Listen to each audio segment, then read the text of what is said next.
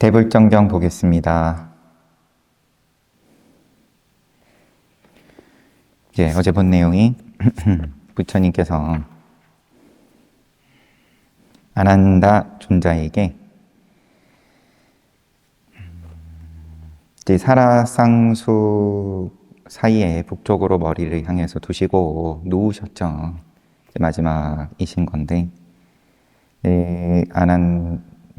누우시니까 나무에서도 꽃비가 내리고 또 천상에서 꽃비도 내리고 또 악기와 노랫소리도 울려 퍼지고 그리고 또 향가루도 날리고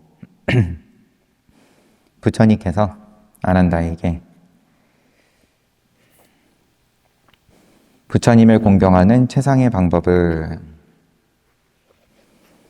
모양으로서 공경을 하는 그것을 최상이라고 할 수가 없다. 최상이라고 할 수 있는 공경은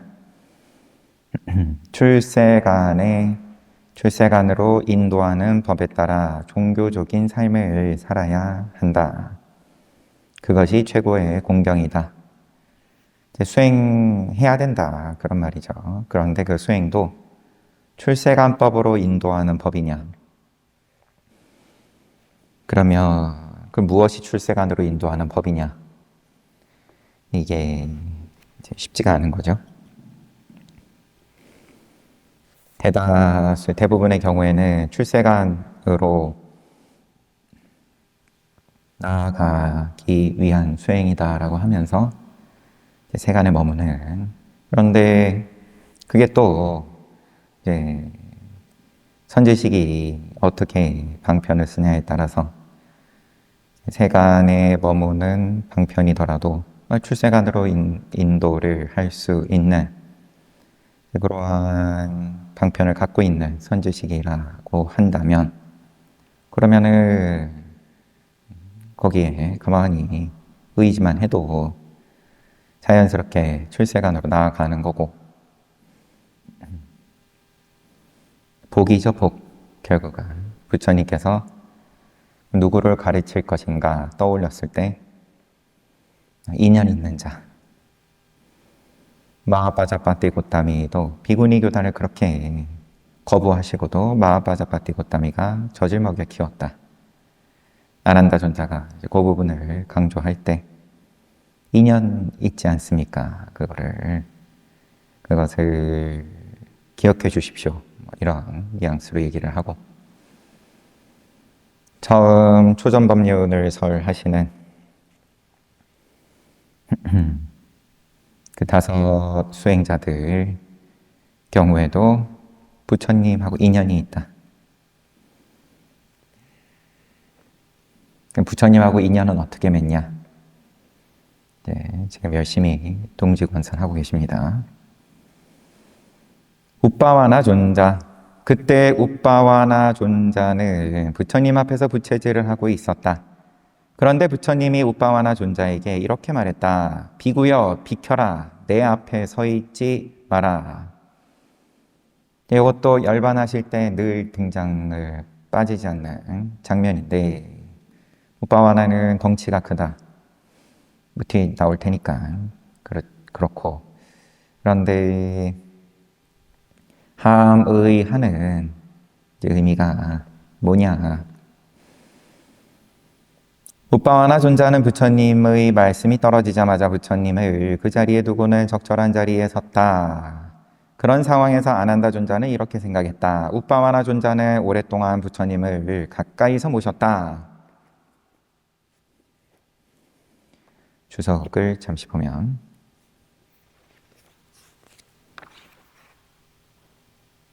부처님의 전반부인 20년 동안을 말한다.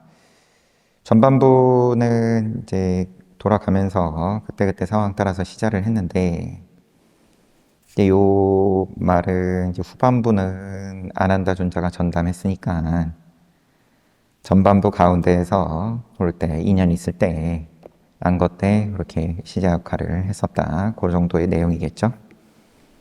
20년을 우빠와나 존자가 전담했다는 말이 아니라, 그런데도 부처님께서는 반열반에 드시는 오늘 같은 날 그에게 옆으로 비키라고 말씀하셨다. 도대체 이 이유가 무엇일까? 아난다 존자는 부처님에게 물었다. 부처님, 우빠와나 존자는 오랫동안 부처님을 가까이서 모셨습니다. 그런데 반열반에 드시는 오늘 부처님께서는 그에게 옆으로 비키라고 말씀하셨습니다. 부처님께서 그렇게 하신 데에는 무슨 이유가 있습니까?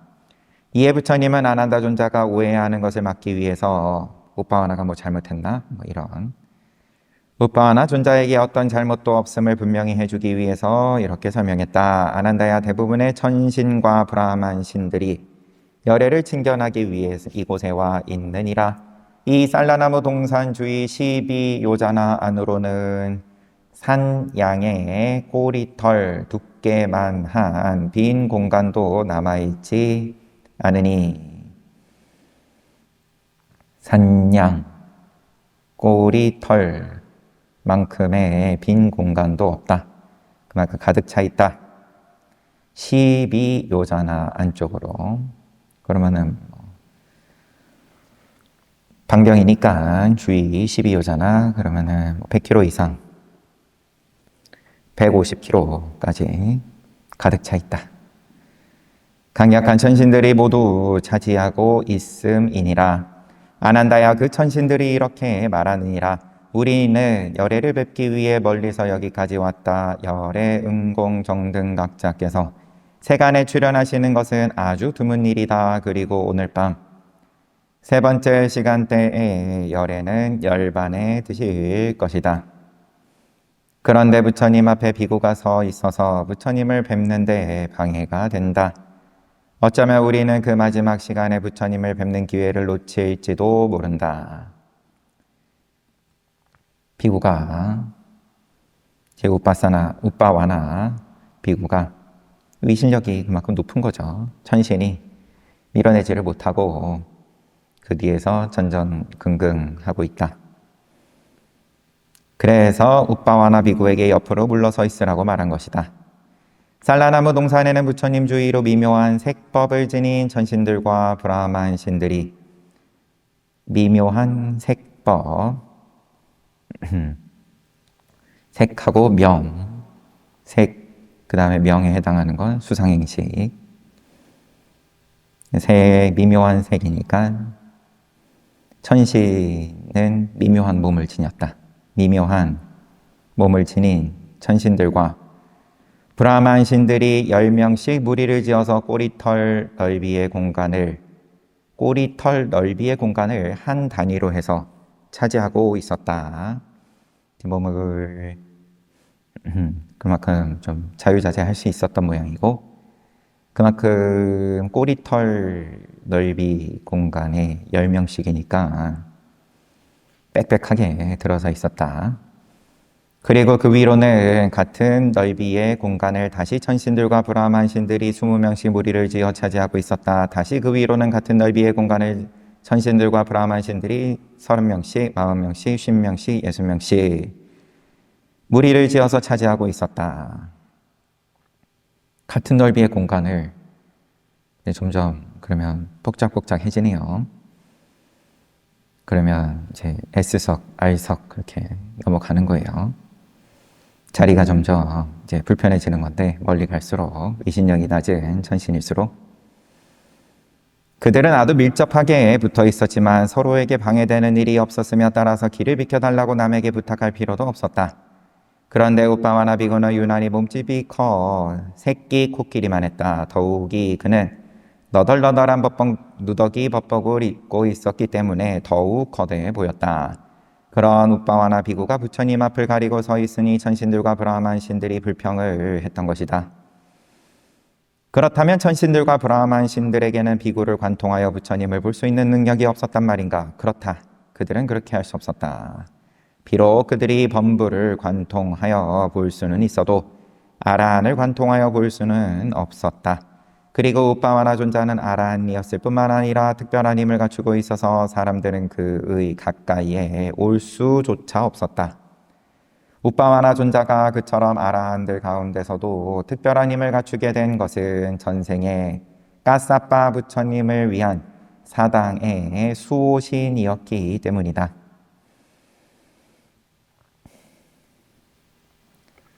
전생에 까싸빠 부처님을 위한, 그러면 뭐 이제 사리탑 같은 거겠죠?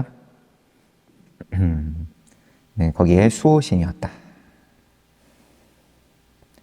이야기가 곧다마 부처님이 출세하기 91겁전 91겁전 윗바시 부처님은 단 하나의 사리만을 남기고 열반에 들었다. 그것은 황금빛깔의 커다란 사리였다. 한 덩어리였다. 통으로. 인간의 수명이, 보충 설명이에요. 인간의 수명이 수천 년일 때 출현하는 부처님은 일반적으로 단 하나의 사리를 남긴다. 그러자 사람들은 높이가 1요자나에 달하는 사당을 지어서 사리를 안치했다. 그 사당은 높이가 1요자나, 길이 1완척, 넓이 2분의 1완척, 그리고 두께가 2손가락 크기에 해당하는 황금빛 벽돌로 지어졌다. 그리고 응고제로는 참깨 기름이 섞인 수정 돌 가루를 사용했다. 그처럼 사람들이 부처님의 사리를 안치할 사당을 짓자 이번에는 땅에 거주하던 신들이 그 위에다 다시 1요자나를 올렸다. 그 후에 천상이 거주하는 신들이 그 위로 다시 1요자나를 더하고 그 위로 운하왈라하카 전신들이, 그 위로는 아빠왈라하카 전신들이, 그 위로 사왕천 33천 전신들이 각각 1요자나씩 더했다. 그리하여 윗바시 부처님을 기념하여 만든 사당은 그 높이가 모두 7요자나에 달했다. 그 후로 사람들이 꽃등에 보시물을 들고 사당을 찾아오면 사당의 수호신이 받아서 시주자가 있는 자리에서 적절한 곳에 놓아두었다. 그때 부유한 바라문이었던 비구 우빠와나 장로는 사당을 찾아가 부처님을 위한 의복이라는 표시로 황금빛깔의 옷감을 보시했다.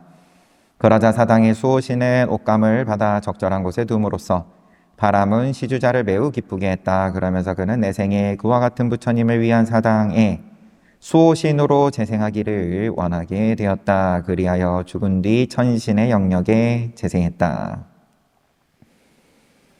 이제 아라한 제자 비구들, 또 뭐 비구니들도 마찬가지겠지만 설명 이제 보면 늘 이제 이렇게 시작을 해요. 본인이 마음을 발심을 이렇게 해요. 부처님께서 예를 들면 그 과거에 무슨 부처님께서 대중 가운데에서 이제 또 무슨 어느 비구를 칭찬을 하시는 걸 듣고 아무개 비구가 천한제일이다. 그런데 제가자로 있던 아누루따가 그 얘기를 듣고 이제 전생에 아누루따인 거죠. 아, 나도 저거 한번 해봐야겠다. 이렇게 발심해가지고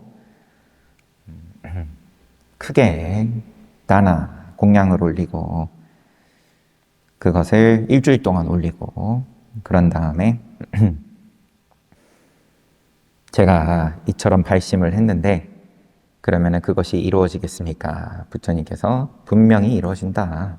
간단하게 요약하면 그렇게 말씀을 하시고 등등. 그래서 지금 여기 우빠와나 비구는 사당의 수호신으로 내가 다시 태어나겠다 이렇게 발심을 했어요.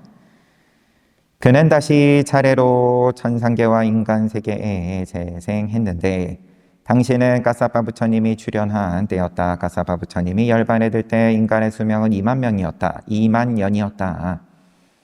그리하여 까사빠 부처님은 사리를 한 덩어리만 남겼다. 그 사리는 직경과 높이가 각각 1요자나인 사당에 안치되었는데 이때 역시 미래의 우빠와나 전생은 그 사당의 수호신이 되었다.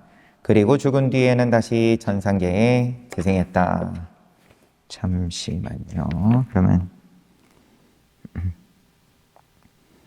인간 세계에 재생을 했는데 근데 사당의 수호신이 되었다.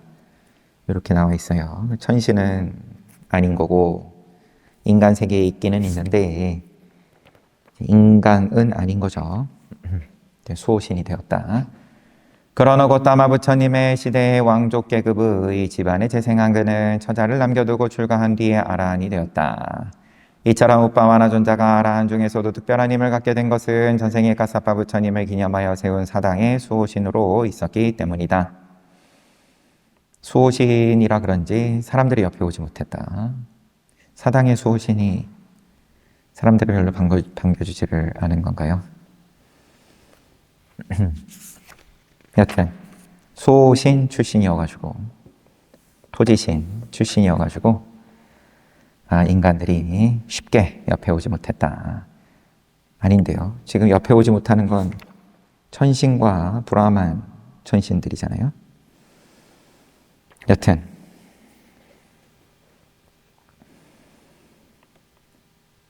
그렇게 호의적이지는 않은 뭐 그런 느낌도 있어요. 보면 뭔가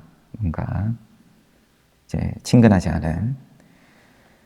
부처님으로부터 우빠와나에 대한 이야기를 모두 들은 아난다 존자는 다시 이렇게 물었다. 부처님, 지금 천신들과 브라만 신들의 마음은 어떻습니까?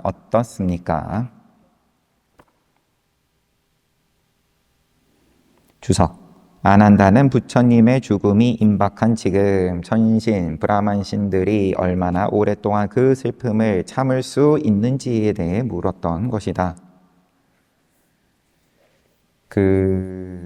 참는 거를 왜 궁금해하죠? 아난다야, 허공의 천신들은 마치 그곳이 서 있기에 충분히 단단한 땅인 것처럼 자신의 능력을 이용해 허공을 단단한 바탕으로 바꾸어 놓고 그곳에 서서 머리를 풀어헤치고 손을 들어 올리면서 울고 있느니라. 그들은 공중을 날다가도 떨어진 채 만들어 놓은 땅 위에서 이리저리 뒹굴면서 비통해 하느니라. 지금은 부처님께서 열반에 드시기에 너무 이르다. 선서께서 반열반에 드시기에 너무 이르다. 지혜의 눈을 지니신 분이 세상에서 사라지기에는 너무 이르다. 라며 비통해 하느니라. 아난다야, 지상의 신들은 자신들의 미묘한 색법의 몸을 받아들일 수 있도록 땅을 변화시킨 후에 그곳에 서서 머리를 풀어헤치고 손을 들어 올리면서 울고 있느니라. 똑같이 너무 이르다. 그러나 감각적인 집착에서 벗어난 천신들은 이렇게 생각하느니라. 허공의 천신들, 그 다음에 지상의 신들 이렇게 비통해 하는데, 감각적 집착에서 벗어난 천신들, 그러면은 이제 브라만 신이라든지 모든 유의법은 본성상 무상하다, 영원하지 않다, 무너진다. 그러니 어떻게 유의법에서 영원함을 찾을 수 있겠는가? 이렇게 생각한다. 이처럼 예리하게 통찰한 뒤에 슬픔을 애써 참고 있느니라. 천신의 몸은 미세한 색법으로 구성된다. 그렇기 때문에 흠이나 결이 있는 땅은 천신을 지지할 수 없다. 만일 그들이 땅 위에 서게 되면 마치 버터 덩어리 위에 선 것처럼 땅속으로 빠져버릴 것이다. 언젠가 하타카라는 브라만 신이 부처님에게 왔다가 그런 이유로 땅속으로 빠져버린 일이 있었다. 그러자 부처님은 그에게 땅 위에 있기 위해서는 몸을 거친 색법으로 바꾸어야 함을 가르쳤다. 인간 세계에서 땅 딛고 살려 그러면 거기에 맞는 몸을 써야 된다. 그 몸은 거친 색법으로 이루어진 몸이다. 우리 다들 하나씩 갖고 있습니다. 천신들도 그와 같은 것이다. 따라서 천신들은 부처님의 반열반을 맞아 그 비통함을 이기지 못해 자신들의 미세한 색법에 땅을 변화시킨 후 그 위를 뒹굴었던 것이다. 다시 아난다 존자가 말했다. 부처님, 곳곳에 있는 비구들은 안거를 끝낸 후에 부처님께 예를 올리러 오는 것이 관례였습니다. 그럴 때면 저희들은 그들을 만나서 공경할 수 있는 특권을 누리고는 했습니다. 곳곳에 있는 비구들이 안거 끝내면 그래도 부처님 한번 만나러 온다. 가까이 있는 비구들은 늘 만나는 거고, 멀리 있는 비구들은 안거 끝내고 그래도 한 번은 찾아온다. 그럼 1년에 한 번은 부처님 만나러 오는데, 그럴 때면 저희는 그들을 만나 공경할 수 있는 특권을 누렸습니다. 그러면 멀리 살지만 다들 큰 제자들이고 아라한들이고 이제 그런 분들을 묻는 거네요. 그러나 부처님, 이제 부처님께서는 더 이상 저희와 함께 하시지 않을 터이니 더 이상 그러한 비구들을 만날 기회도 가질 수 없을 것입니다. 이제 화합을 묻는 걸로 보이고요. 통치자가 번성하는 일곱 가지 뭐라고 했죠? 중요한 단어도 아닌데 궁금하니까. 통치자가 번창하는 덕목, 일곱 가지 덕목. 네, 거기에도 첫 번째가 자주 모여야 된다. 비구들도 마찬가지고, 비구들도 쇠퇴하지 않는 일곱 가지, 번창이라는 표현은 안 쓰고 비구들에게는 쇠퇴하지 않는 일곱 가지 덕목. 첫 번째가 자주 모여야 된다. 그런데 부처님 가시면 부처님 만나러 이분들이 안 올 것 같은데요. 부처님 제세 시에는 비구들이 1년에 2번씩 부처님을 뵈러 왔다. 즉 안거가 시작되기 전에는 수행법을 배우기 위해서 안거가 끝난 뒤에는 도와 결과와 관련하여 자신이 성취한 것을 보고하기 위해서 부처님을 찾아왔다. 부처님 제세 시에 스리랑카에서도 비구들은 부처님 살아계실 당시에 스리랑카에서도 비구들은 안거를 전후로 1년에 2번씩 모이곤 했다. 이쪽 언덕에 있는 비구들은 로하파사다라는 뼈쪽 지붕회당에 모였고 저쪽 언덕 즉 마하나가의 비구들은 여기서 이쪽 언덕 저쪽 언덕은 그러면은 성인의 과에 오른 건지 아니면은 더 엄격하게 아라한들을 말하는 건지 마하나가의 비구들은 카카완나 티사 왕이 바친 티사 승원에 모였다. 그중 이쪽 언덕의 비구들은 안거가 시작될 때 마하위하라 승원에 모여 그곳을 청소하고 수리하는 듯 마하체티야 사당의 보수 작업을 실시했다. 그런 뒤 안거를 위해 각자 흩어지면서 안거가 끝난 뒤 로하파사다의 뼈쪽 지붕 회당에서 만나기로 했다. 그리하여 안거가 끝난 뒤 그들은 다시 로하파다사의 뼈쪽 지붕 회당에서 모였다. 그 모임에서 장로 비구들은 부처님 가르침을 담고 있는 5 니까야를 설했고 경입니다. 경. 신참 비구들은 그것을 낭송했다. 또 어떤 비구들은 빨리 3장 과정의 과정에 들어갔고 어떤 비구들은 주석서 과정에 들어갔다. 여기서의 과정은 이제 공부하는 과정을 말하는 거네요. 선정이 아니라 3장이나 주석서가 잘못 낭송되면 스승은 학생에게 어느 스승 밑에서 배웠는지 물어본 후 잘못을 시정해 줬다. 마하나가 쪽의 띠사 승원에서도 같은 일이 계속되었다. 여튼 그래서 아난다 존자는 부처님 제세 시에 매년 2번씩 있었던 관례에 대해서 말한 것이다. 아난다 존자는 동료 비구들에게 종교적 사회적 책무를 다하는데 매우 신중했다. 신경을 많이 썼다. 그는 장로 비구가 오는 것을 볼 때면 자리에서 일어나 환영했다. 또 밖에서 온 비구들의 일산과 바로 대의 등을 받아놓고 선배 비구에게는 자리를 내주었다. 그리고 방문자가 적절한 곳을 찾아 깨끗이 치워주었다. 어떤 선배 비구라도 환영했고 필요한 것이 있는지 물어본 다음 가능한 모든 도움을 베풀었다. 그것은 아난다 자신이 언제나 다른 모든 비구들에게 유익하고 공손한 비구이고자 열망했기 때문이다. 공손한 비구이고자 열망했기 때문에 주변을 잘 챙겼다. 부처님은 아난다의 말을 듣고 생각했다. 지금의 질문도 이제 이러한 열망에서 나온 질문이다. 그런 말인 거죠, 지금. 질문이 부처님 돌아가시고 나면은 반열반에 드시고 나면은 먼 곳에 있는 비구들이 찾아오지 않을 것 같습니다. 이런. 부처님은 아난다의 말을 듣고 생각했다. 아난다는 자신들을 고무시키는 비구를 만나는 기회가 상실될까 봐 걱정하고 있다. 그에게 단지 머물러 있기만 해도 그런 비구들을 쉽게 볼 수 있는 장소를 알려주어야 하리라. 쉽게 볼 수 있는 장소. 부처님 살아계실 때는 다들 알아서 부처님 찾아왔으니까. 그런데 가신 다음에는 너가 요런데 가서 기다리고 있으면 그럼 만날 수 있다. 아난다야, 삼보에 대한 경건한 믿음을 갖춘 사람들이 순례할 가치가 있는 곳이 있다. 그곳은 그들로 하여금 종교심을 일깨우도록 고무시킬 것이다.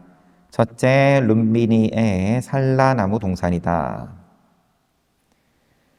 부처님 탄생지. 경건한 믿음을 갖춘 사람은 그곳을 방문하여 이곳이 열애가 탄생한 곳이다 라며 성찰한다. 그러한 성찰은 그로 하여금 종교심을 일깨우도록 고무시킬 것이다. 그러기에 그곳은 순례할 가치가 있는 곳이다. 둘째, 대보리수가 있는 곳이다. 경건한 믿음을 갖춘 사람은 그곳을 방문하여 이곳이 열애가 더 이상 없는 바르고 원만한 깨달음을 얻은 곳이다 라며 성찰하느니 안욕따라 삼략삼보리를 깨달은 곳이다 라고 성찰한다. 그러한 성찰은 그로 하여금 종교심을 일깨우도록 고무시킬 것이다. 셋째, 미가다와나 숲이 그곳이니라. 사슴동산. 경건한 믿음을 갖춘 사람은 그곳을 방문하여 이곳이 열애가 더 이상 없는 법의 바퀴를 굴린 곳이다 라고 성찰한다. 넷째, 쿠시나라가 그곳이다. 경건한 믿음 갖춘 사람이 이곳이 열애가 오온의 흔적도 남기지 않고 궁극적인 평화인 반열반에 든 곳이다 라면서 성찰할 것이다. 그래서 종교심 일깨우고 고무시킬 것이다. 그래서 순례할 가치가 있는 곳이다. 네 군데, 탄생지, 성도지, 그리고 초전법륜지, 그리고 열반지. 계속 말을 이었다. 아난다야, 삼보에 대한 경건한 믿음을 갖춘 비구 비구니 남녀 제가 신자들은 그런 곳을 방문하여 이렇게 성찰한다. 룸비니의 산라나무 동산은 열애가 탄생한 곳이다. 대보리수가 있는 이곳에서 열애는 더 이상 없는 바르고 원만한 깨달음을 얻었다. 미가다와나 숲에서 열애가 더 이상 없는 법의 바퀴를 굴렸다. 구시나라에서 열애는 오온의 흔적도 남기지 않고 궁극적인 평화인 반열반에 들었다. 그들은 신앙을 간직한 채 그 거룩한 네 곳과 사당을 순례하다가 몸이 부서져 죽게 되면 선취에 가게 되며 천상세계에 재생할 것이니라.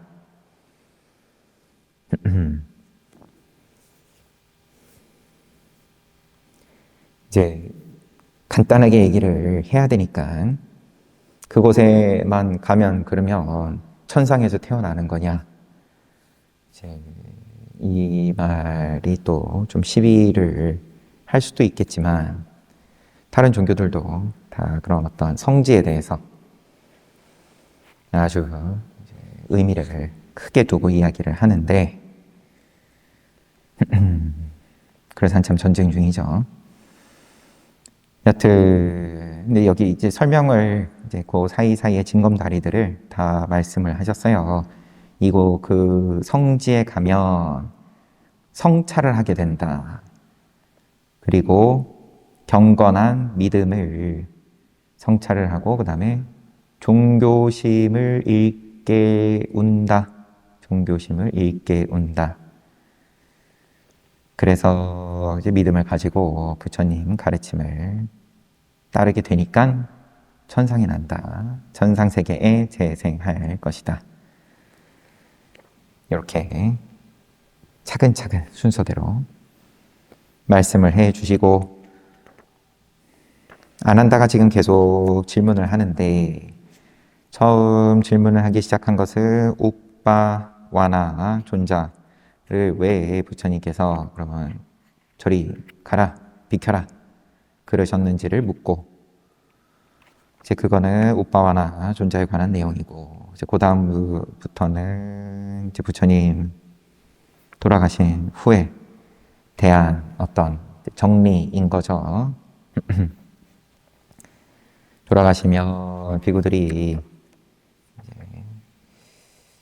찾아오지 않게 되고 근데 이것도 사적인 질문이에요. 그렇게 보면 지금 부처님께서 아난다가 어떠한 건지 이제 보신 다음에 답을 해주신 거잖아요.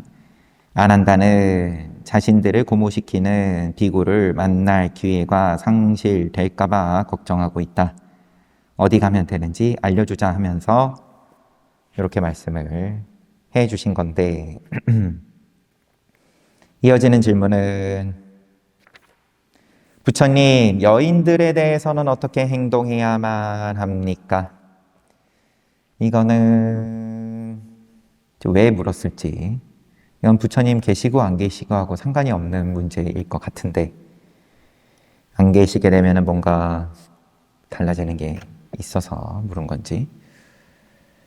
아난다여, 그대들은 그들을 보지 말아야 하느니라. 설명해.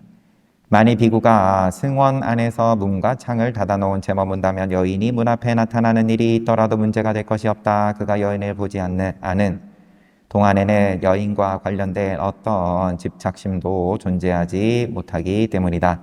그러나 그가 여인을 보게 되면 애욕과 관련된 생각이 나타나 그의 마음을 흔들어 놓을 것이다. 그래서 부처님은 여인을 보지 않는 것이 최상이라고 말한 것이다. 야, 보지 말아라. 보면은 그러면 이제 집착으로 이어진다. 부처님, 만일 불가피하게 여인들을 보았다면 어떻게 해야 합니까? 아난다여, 그렇다면 그들에게 말을 하지 말아라. 말을 하면 또 커진다, 집착심이. 비구들이 아침에 닭발을 하러 가면 대개 여성 신자들이 바로 음식을 바치러 온다. 그럴 때 비구들은 자연히 여자를 보게 된다. 부처님은 그러한 경우에 대해서 이렇게 말했다.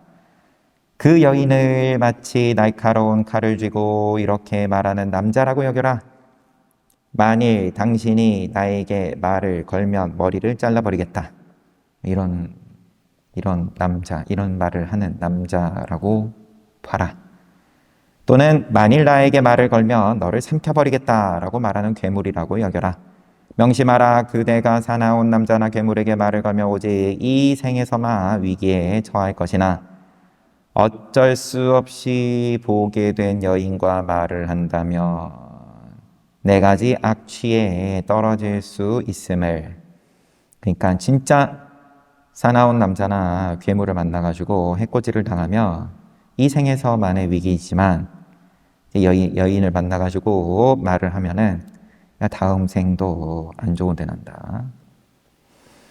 비구가 여인과 말을 나누게 되어 친해지면 집착이 생기게 된다. 이처럼 비구가 여인에게 집착하면 그의 계율은 훼손되고 그것이 그를 네 가지 악취로 끌고 가는 것이다. 그래서 부처님은 여인과 말하지 말라고 말했다.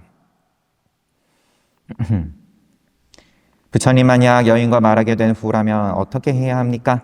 아난다여, 그들을 그대의 어머니나 노이로 여기고 정념을 갖추어라. 비구가 여인과 어쩔 수 없이 말을 하게 되는 경우도 있다. 그녀는 팔-제1과 관련하여 궁금한 것을 물어볼 수도 있고 설법을 요청할 수도 있으며 교리적인 요점을 분명히 하고자 비구에게 말을 걸어올 수도 있다. 부처님 가르침을 묻고 온다면 그러면 또 비구는 대답해야 되니까. 그럴 때 비구가 침묵을 지키는 것은 그리 권할 만한 일이 아니다. 그처럼 어쩔 수 없는 상황에서라면 비구는 그 여인의 나이가 어머니와 비슷할 때는 어머니, 누이와 비슷할 때는 누이, 딸과 비슷할 때는 딸로 여겨야 한다.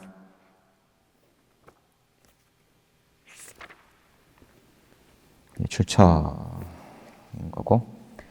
부처님이 열반하신 뒤 저희들은 그 유해를 어떻게 보셔야 합니까? 여인에 대해서 3번 묻고 여인 어떻게 해야 됩니까? 안 보면 된다. 보면 어떻게 합니까? 말 안 하면 된다. 말하면 어떻게 합니까?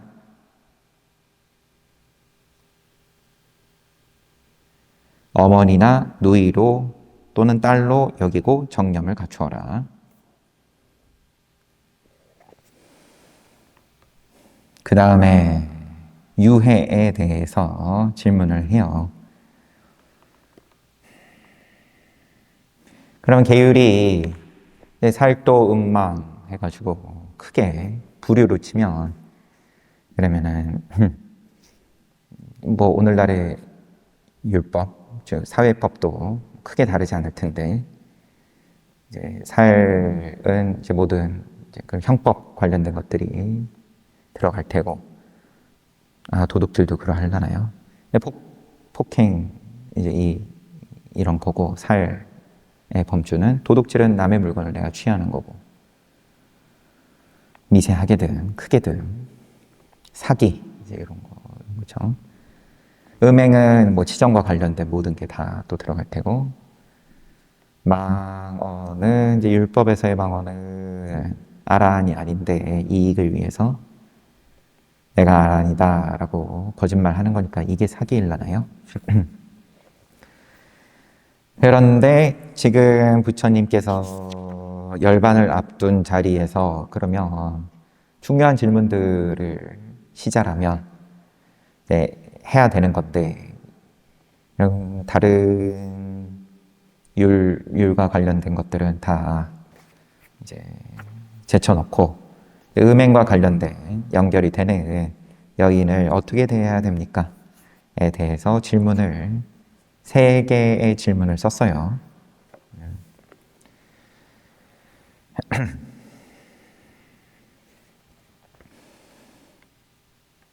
그 다음에 열반하신 뒤에 저희들은 그 유해를 어떻게 보셔야 합니까?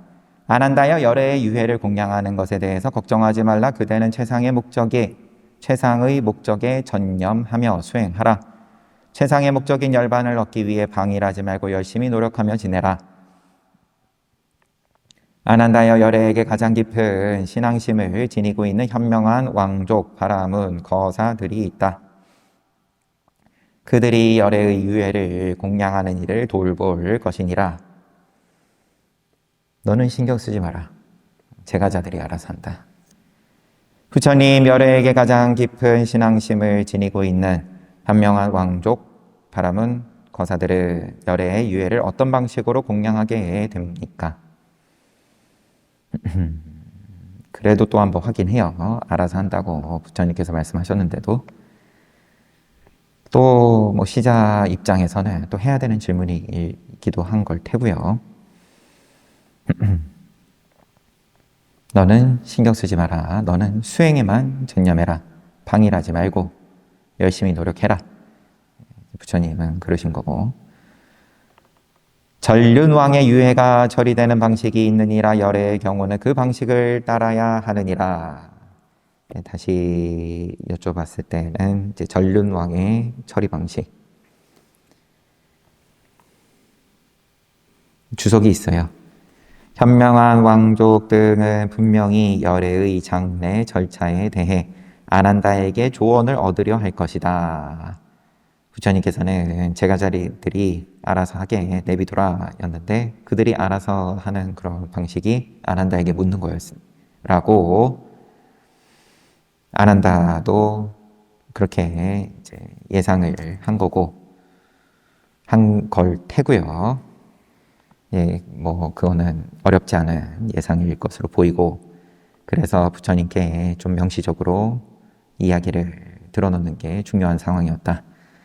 그래서 아난다는 이상의 질문을 통해 부처님으로부터 이런 문제에 대해 넓은 제안을 확보해두고 싶었던 것이다. 부처님, 전륜왕의 유해는 어떻게 처리합니까? 그 절차는 이러하니라. 먼저 가시 지방에서 나온 성처 없는 천으로 유해를 둘러싼다. 가시천은 명품으로 늘 언급이 됩니다.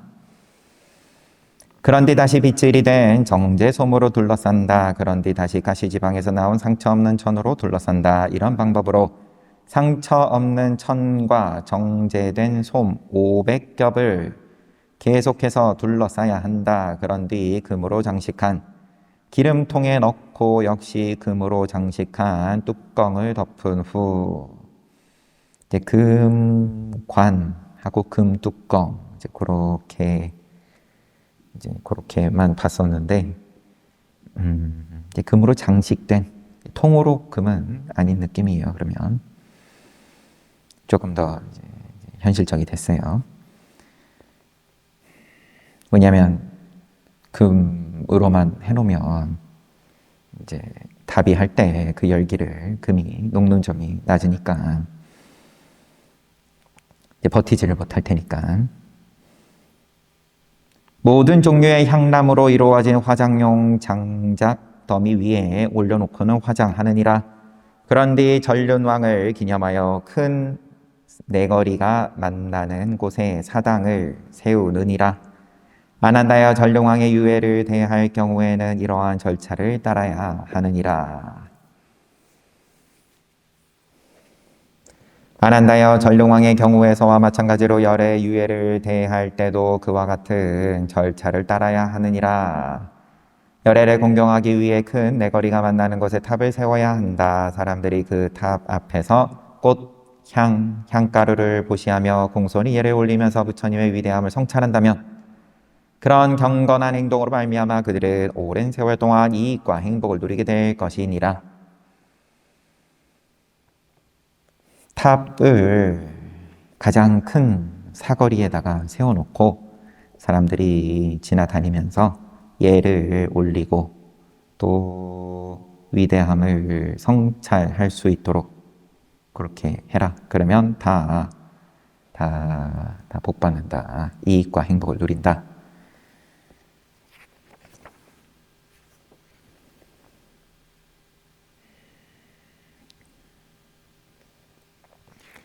탑을 지어 공경할 만한 사람, 요거까지 보겠습니다. 아난다여 탑을 지어 공경할 만한 사람에는 네 가지가 있느니라. 탑을 지어 공경할 만한 사람 이러면 탑을 짓는데 어떤 창건주 내지는 시주자도 좀 가려야 한다라는 말인 건지 그런 건 아닌 것 같습니다. 첫 탑을 지어서 공경을 해드릴 만한 사람이네요. 첫째, 열의 음공 정등각자가 그러하다. 둘째, 벽지불이 그러하다. 셋째, 열애의 거룩한 제자들이 그러하다. 넷째, 전륜왕이 그러하다. 어떤 이익이 있기에 열의 음공 정등각자에게 탑을 지어 공경할 만할 가치가 있다고 하는가?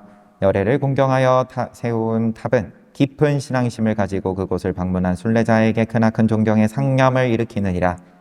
이 탑은 열의 음공 정등각자를 기념하여 그분의 유해를 안치한 사당이다. 이런 상념을 일으킨다. 그는 이처럼 그곳에서 열애에 대한 기억을 떠올렸기에 몸이 부서져 죽은 뒤에 선취에 가게 될 것이고 천상세계에 재생하게 될 것이니라. 아난다여 이러한 특별한 이익이 있기에 열의 음공 정등각자에게 탑을 지어 공경할 가치가 있다는 것이다. 어떤 이익이 있기에 벽지불에게 탑을 지어 공경할 가치가 있다고 하는가? 똑같이 말씀을 하십니다. 깊은 신앙심을 가지고 순례자에게 크나큰 존경의 상념을 일으키고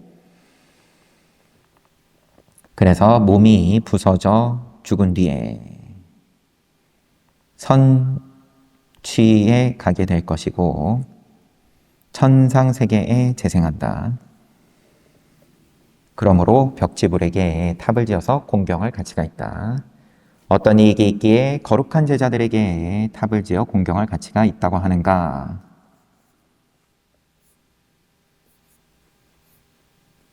똑같이 선취에 가게 되고 천상세계에 재생한다. 그 탑에 예를 표함으로써 깊은 신앙심을 불러일으키고 전륜왕, 이거는 좀 차이가 있을지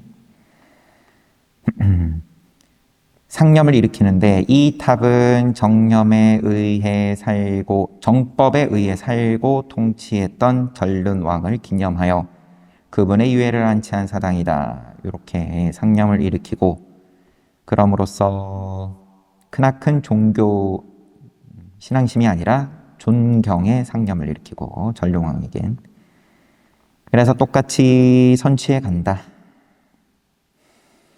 부처님이 이와 같은 가르침에서 혹자는 이런 질문을 할 수 있다. 제가자로 살다 죽은 전륜왕에게도 탑을 지어 공경할 만한 가치가 있다고 했다. 그런데 비구는 비록 유학이긴 하지만 계율을 구비한 자인데 탑을 지어 공경할 만하지 않단 말인가?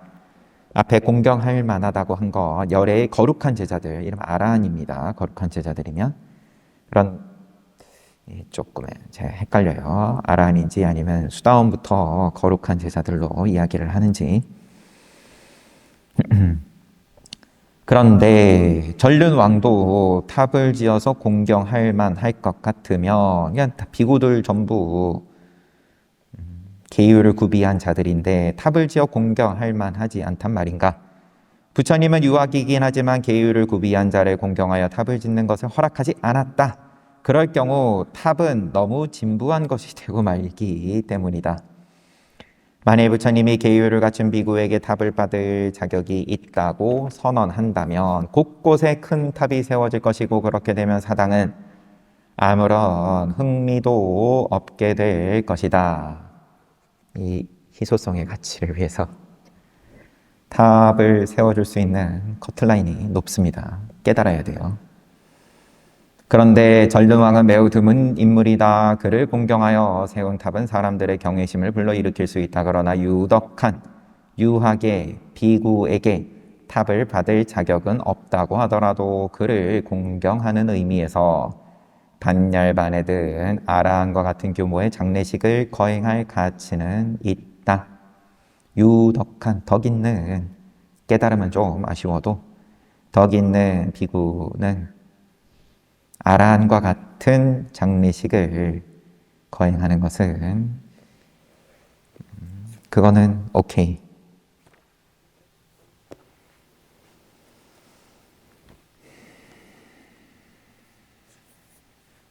아난다의 거룩한 덕목 이어지는데 이건 다음에 보도록 하고 오늘도 잘 봤는데 아난다 존자가 부처님께 질문을 어떤 질문을 하냐? 뭐 옵바와나 존자 이야기도 처음에 나왔지만 옵바와나 존자는 발심을 그럼 그 사당이 뭐가 굉장히 마음에 들었는지 수호신 부처님 모시는 사당 내지는 탑 우리 보는 이런 탑이 아닙니다. 여기서 말하는 탑은 우리 인도에 성지순례 갔을 때도 탑 안에 들어가가지고 그때도 함께 부처님께 예를 표하고 여기서 말한 것처럼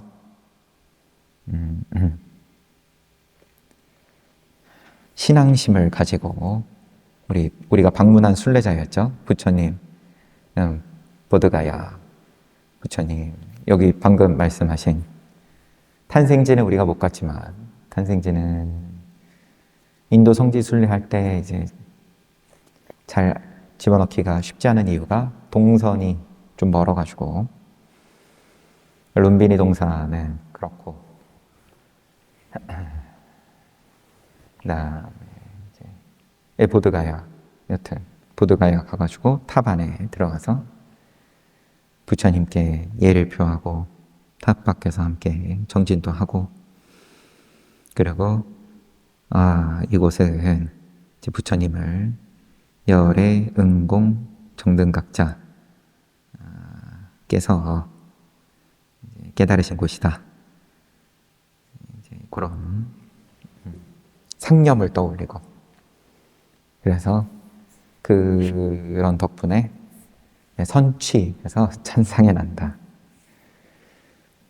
인도 성지 순례 한번 다녀오면 천상에 난다. 이렇게 중간 과정을 다 빼고 그렇게 이어버리면 여튼 조금 그렇죠. 그 어떤 간절하고 정성스러운 마음이 좋은 업으로 이어지고 또 그만큼 그러면은 공덕이 쌓여서 복을 받는다.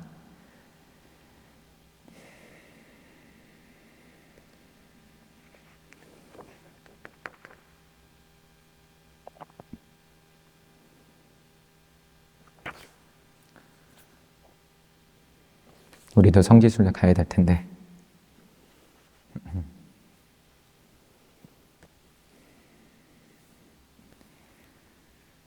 인도 또 이제 중국이 조금 수월하고 가깝고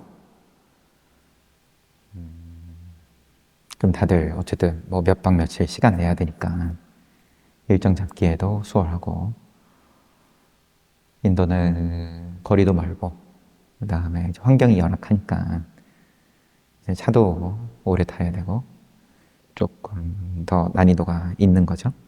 뭐 중국도 얼마든지 여행 일정 짜기 나름인 거지만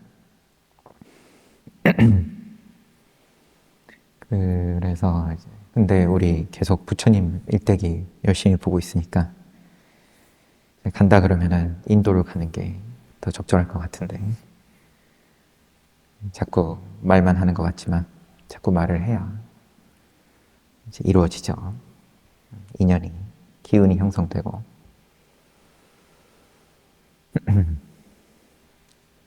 오늘도 잘 봤어요. 그러면 또 쉬었다가 정진하겠습니다.